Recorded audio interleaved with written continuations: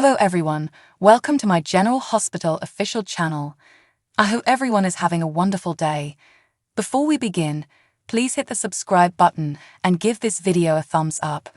According to General Hospital previews on Wednesday, November 22, Sunny Corinthos will make a lucrative offer to Sasha Gilmore and tell her that all she needs to do is take it and go on. Sunny may insist on replacing all of the money Gladys Corbin took and assisting Sasha in getting her life back on track. Of course, with Thanksgiving approaching, Sunny may invite Sasha to dinner as well, just to make sure she doesn't feel alone or excluded as the holiday approaches. Meanwhile, Curtis Ashford will see Nina Corinthos, but he doubts she'll be pleased with his recent news. Nina may express fears about Curtis getting wounded again if he digs too deeply into who put him in that wheelchair. However, because Curtis is working with Jordan Ashford on this, he may provide updates on that as well as convince Nina that they can manage any risk. Alexis Davis will react to a terrifying bombshell at the Invader. Diane Miller represents the family behind the lawsuit against Hamilton Finn, but Alexis' revelation sounds a little more extreme. Instead, this might be new evidence in Anna Devane's case or the dire situation with Austin Gatton Holt. Whatever surprises Alexis, Martin Gray will help her manage a crisis and may persuade Gregory Chase that he is the best lawyer to handle Finn's case as well. She'll ask Laura Collins to look into something off the record with Jordan. That could be related to Jordan's new objective with Curtis, in which case Laura should be willing to help. Following that, Harrison Chase will inform Dante Falconeri that they've got a hit as they focus on police matters.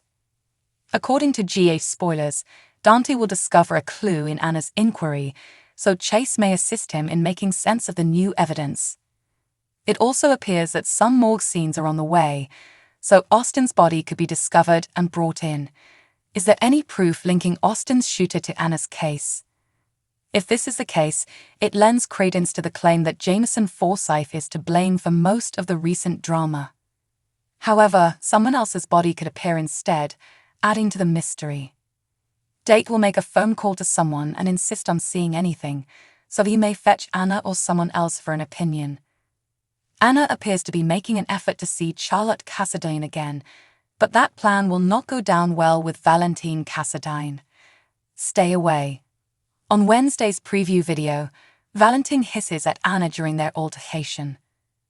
According to General Hospital teasers, Valentine will demonstrate that his daughter always comes first, so stay tuned to see him go into protective mode. The General Hospital spoilers for Tuesday, November 21, show that Diane Miller had some unpleasant news because she hadn't comprehended the intricacies of Hamilton Finn's case when Alexis Davis spoke to her. Dillian had a long history with the Muldoon family and was on retainer, so she represented the victim's family in the litigation. Of course, this meant Finn would have to hire another lawyer.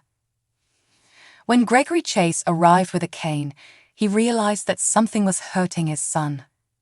Finn provided updates on the litigation and received Gregory's support, so they enjoyed a touching moment.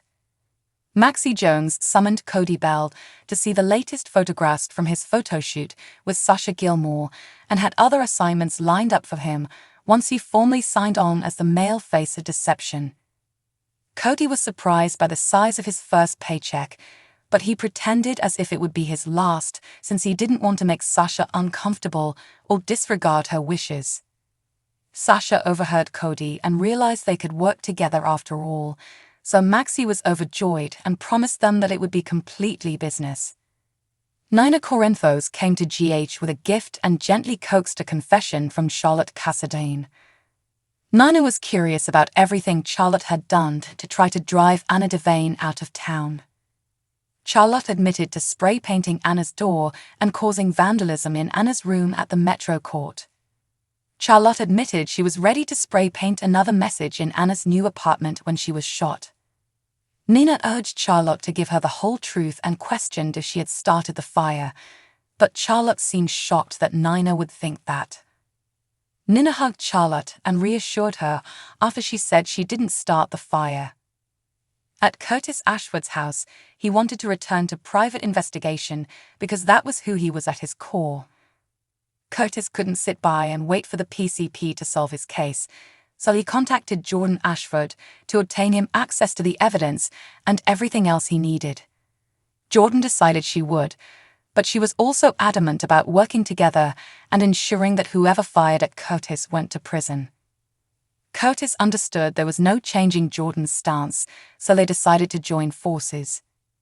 Carly Spencer told Drew Kane about her recent meeting with Nina in order to decline her offer at Kelly's. Carly took a minute to thank Kelly and everything she had, but it was still difficult to see Nina running the Metro Court and living her old life. Drew assumed this included Sonny Corinthos, but Carly assured him that she did not regret her divorce. The subject ultimately shifted to Ned Quartermain's latest outburst. Although Ned pushed him too far, Drew assured Carly that he would not make any reckless moves and would allow Ned to put him back in jail. Drew brought up the possibility that Ned was the SEC snitch again, mentioning that Ned was ready to say something regarding the SEC accusations before exploding over Michael Corinthos' new deal with ELQ. At the Metro Court, Valentin Cassadine met with Anna and gave her the letter Victor Cassadine had written to Charlotte. Anna read it and was shocked at how Victor had abused a vulnerable young mind. Valentin added that Victor had also visited Charlotte, but he was certain that they could deprogram her.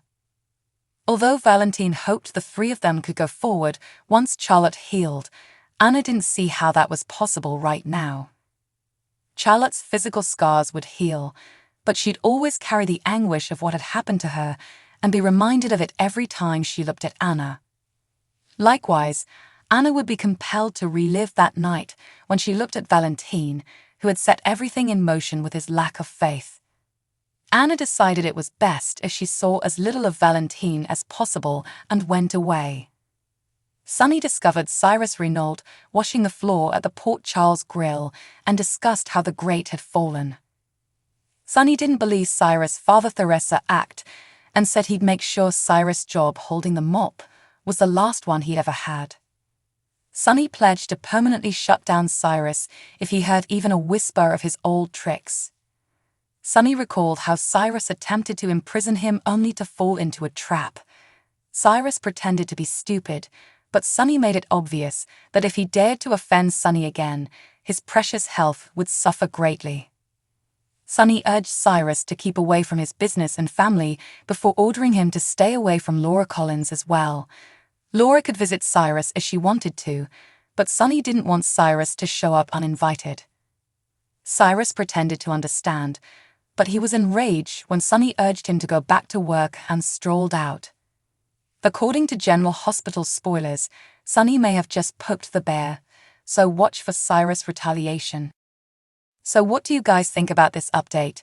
Let me know in the comments below. And if you like my videos, please press like and subscribe for more.